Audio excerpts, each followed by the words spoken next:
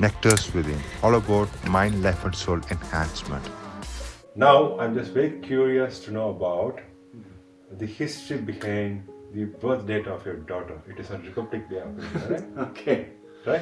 Yeah. Thing is that my wife was almost 9 months pregnant, and she was. I think the due date was around Christmas 2003. I always remember that the date. There was also tsunami that. Yeah. The tsunami that 1,000 people lost their life in that area of South India, and also Thailand, etc. So that I still remember always when that was. And then, she was quite heavy because my child also appeared when she was born. She was more than 4 kg. And I was always afraid that she would deliver, and I was not know what to do. Like I'm living alone with her, getting an ambulance, kind of things. So she was she worked at operation theater. She was a nurse, so she worked in a hospital. And then also some moments she discussed with thing, and then they said, okay, maybe better have a cesarean. And then we asked her to fix a date for that. And then I said normally they don't do doctors, apparently. Well, I don't know, but anyway, on Republic Day, 26 January. Say okay, let's do it that day, and then so my wife was always normally working in operation theater. Just went to the operation theater to get my child born. So always interesting is also that for all the listeners probably will know, in India you're not allowed to tell the gender of the child. So we really didn't know if it would be a boy or a girl. And everybody thought, because all the Indian ladies, they have a good idea when they saw they say there will be a boy because he's so big, boy. And then we had some more we didn't know anymore. I can say let's take names, don't complicate things. Let's Adam and Eve. So when the boy it will be Adam, girl will be Eva. So Eva is really the Dutch way to say Eve. And then so we got an Eva and Eve, and then she was born. So some moment they came outside. It was also a little bit difficult because you're not supposed to go inside as a father then. Now it's allowed. Yeah. Maybe it's allowed now. Yeah, that time in Netherlands really that you can be there at that time. Yeah, fine. So a nurse came out and said, "Here, your daughter." And I got my daughter. That's again a cultural difference. And daughter that I met yesterday had lunch with because of my birthday, who's now 19 years old. So that daughter, I got that in my hand. And it was on Republic Day also. And then she's quite happy now because she's always sorry when she was in school. So at least everybody was a leave day. You have a holiday. Yeah. So every time on your birthday you have a holiday. So I think she would feel quite comfortable with it. Republic Day of India. So that's a perfect match. That's again a culture played a major role there. Later I had some discussion with my wife again because it was not really what you say in India, an auspicious date. Yeah. It's natural, yeah. I know. But fine, it was a good thing to do it on 26 January. This kind of discussion, that's why I will say that maybe it's very things what is difficult to understand for a Western person to go to India. These kind of things about auspicious days, and here people are very don't think that way. So I got also to know that okay, that's the way people think is important. So you have to take it into account. Yeah. But I know she was born on 26 January 2005, and she was now 19 years old. And so everything went well, I feel. So, if I hear to your story about your romantic relationship, married life, so you have grown together, you maintain the connection, both, by connecting to a higher purpose. That connecting to a higher purpose allowed you to have a lot of conversations and discussions and communication, basically. So, I think, as you said, you're moved to a position where you don't even think before you speak. You just say to the blend. That's not misinterpreted. Okay. Now you are better in your communication. So can I just summarize and tell it is, end of the day, it is the proper communication and consistent communication that really worked in your marriage despite your cultural differences? Yeah, and also it helped that I say it already, my wife is more blunt than the Dutch, I say. She's very direct, so you will have a very quickly have a kind of conversation. So if something is there on your heart, better speak directly. And a kick.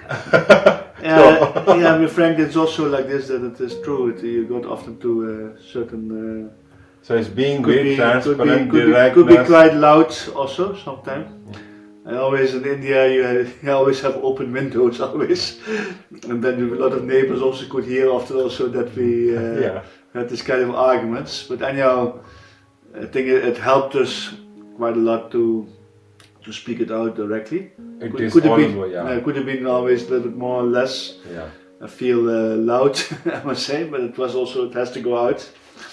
And so then you come to afterwards you come of course into conversation to get things out of things. And again that trust also increased a lot. So we just got so before it was being in love, totally trust blindly. What you say, blindly trust without thinking things. Then really you start living together, and then you trust also goes sometimes because people don't act exactly what you would expect. And then it has to grow again. I think it's the same maybe with arranged marriage. It works like this. I'm not sure. You don't know each other. You live together in a house. You don't know. You really come to know a person from different kind of ways, and then you just live in and try to understand and find a mode. So we really found a modus. I always say to live together, to work together, and the total heart is one aspect of it. Also, her mother living ground floor, I think also helps her to stay connected. And I have on top the house we built. We have an office that the total hardware. So it's often that also we give each other space. We have a house which sometimes we live on the middle floor. I often go upstairs, read a book or whatever, change my mind, and she often again goes to her mother to talk, because also when we have difficulties maybe together. So maybe when you advice, my good, it's not for everybody too possible, but I think to have some space in your house. Very true. May not necessarily be house, but the point here is to have personal space as well. To have personal space. So that and a strong communication. It could be direct, indirect, or transparent, not being transparent, but there got to be communication. Plus a strong personal space. Yes. To just vent out or ease out. So sure, that really works in any relationship. Definitely. And connecting to the higher purpose helps you to be more of you, and it's an easy way to just this is the real person and get connected. Right? Yes. Very nice. And let me just come to your daughter. Okay. And now your daughter would have this. Did she even have this identity crisis, with having a Dutch gene working in India, and because it's like extremely direct culture, which is Netherlands, and in India it's more like a collective, collaborative. You never know. It's always interesting culture. Is that how you get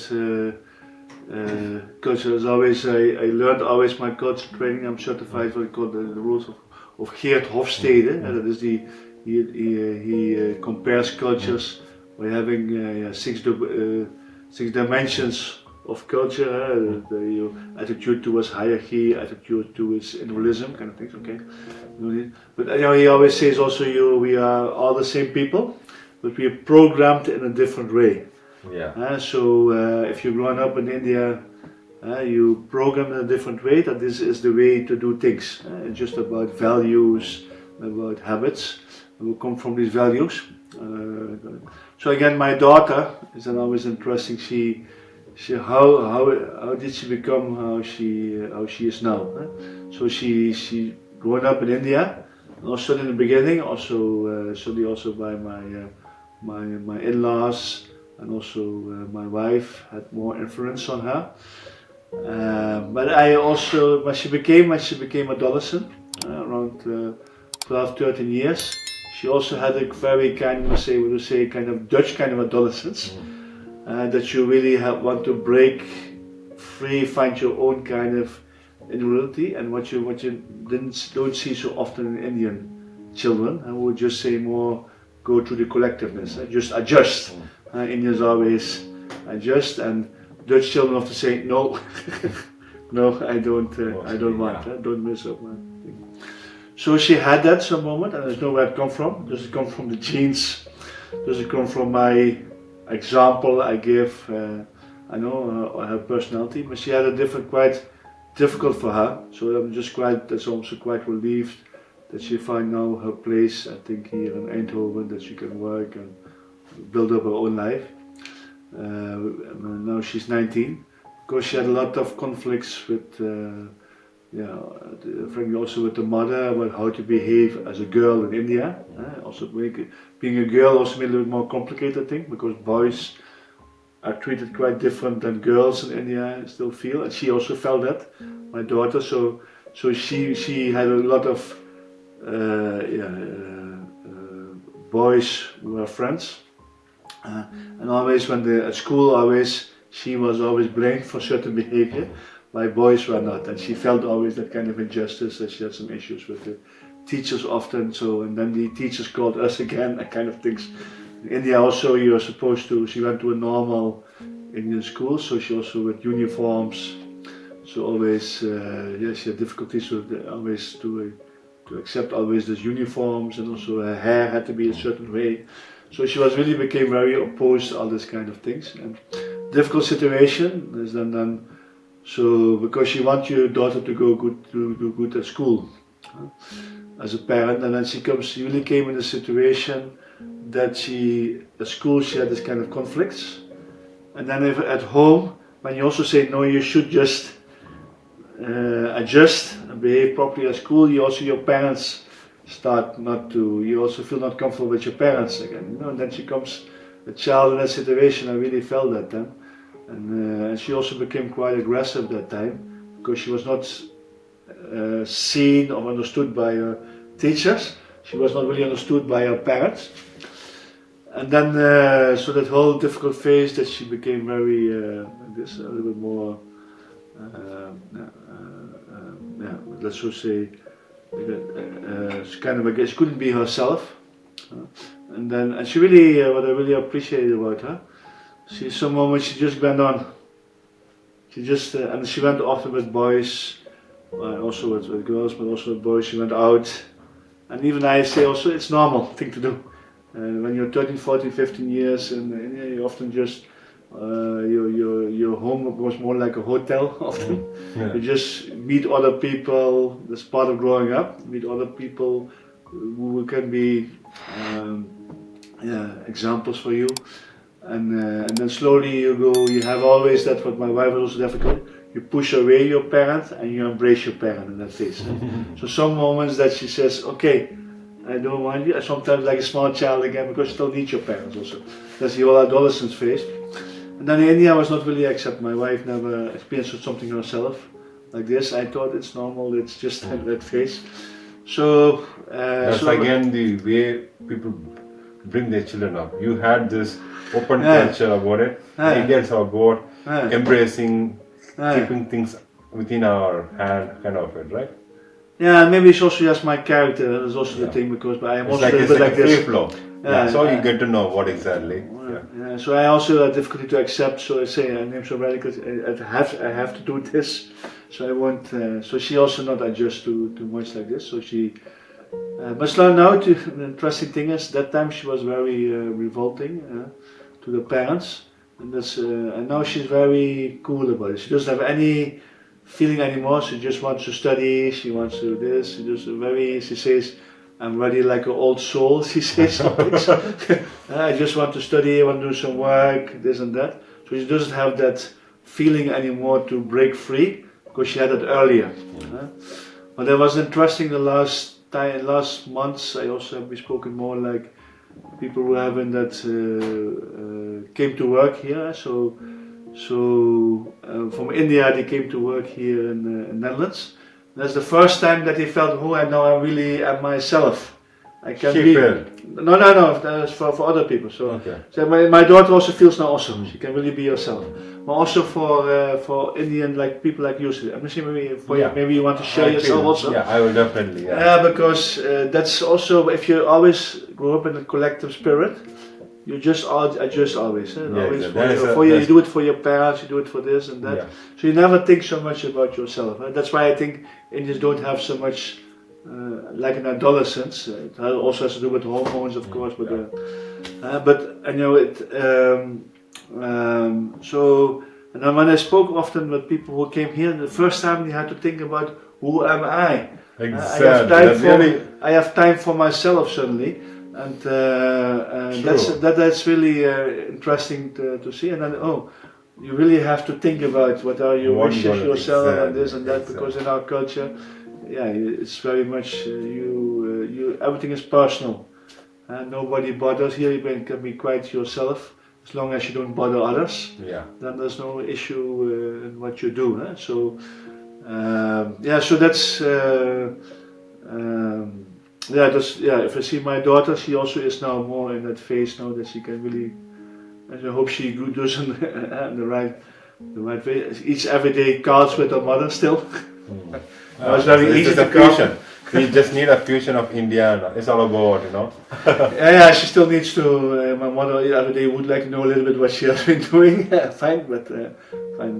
So while Dutch children, I also have my Dutch nephew, which is grown up. The parents maybe once a month they go. So it's totally different kind of relationship with your parents also in India and the Netherlands. And here it's quite normal that your parents say, well, someone when says, okay, take my hands off, trust.